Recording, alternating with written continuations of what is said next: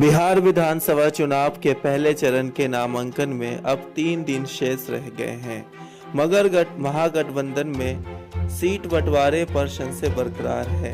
सीटों की संख्या और मुख्यमंत्री का चेहरा घोषित करने पर राजद तथा कांग्रेस के बीच पेच फंसा हुआ है। उधर एनडीए में सीटों की संख्या तो तय हो गई है, पर कुछ सीटों को लेकर तस्वीर साफ नहीं है।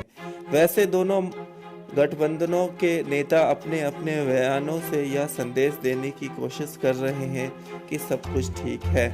इस बीच भाजपा ने 71 प्रत्याशियों की पहली सूची मंगलवार को जारी की है। एनडीए में जदयू की कुछ सीटें लोजपा आर को दिए जाने से अटकलों का दौर शुरू हुआ है। मंगलवार सुबह बात फैली कि मुख्यमंत्री इससे नाराज है।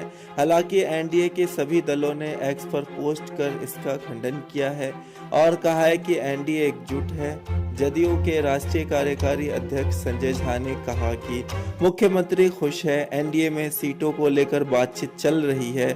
इसके बाद जदयू भाजपा में बैठकों का दौर शुरू हुआ, फिर भी सीटों को लेकर आधिकारिक तौर पर कोई तस्वीर साफ नहीं हो पाई।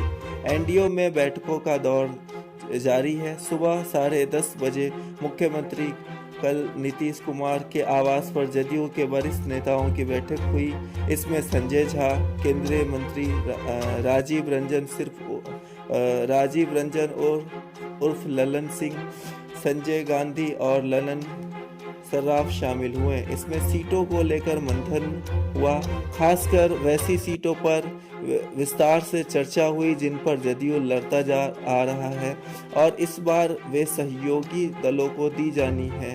सहयोगी दलों के साथ कुछ सीटों की अदला बदली पर भी विचार हुआ। कई विधायक सीएम से मिलने पहुंचे। इसके बाद जदयू ने भी कई प्रत्याशियों को सिंबल मार दिए। अनंत सिंह समेत 3 लोगों ने नामांकन भी कर दिया।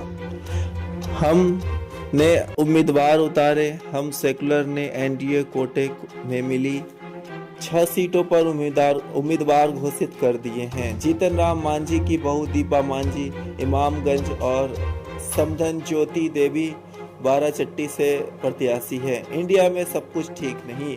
राजद ने करीब 1 दर्जन उम्मीदवारों को सिंबल बांट दिए हैं। हालांकि इनमें से मटिहानी से भोगो सिंह समेत कुछ प्रत्याशी ने सिंबल वापस लेने की भी चर्चा है।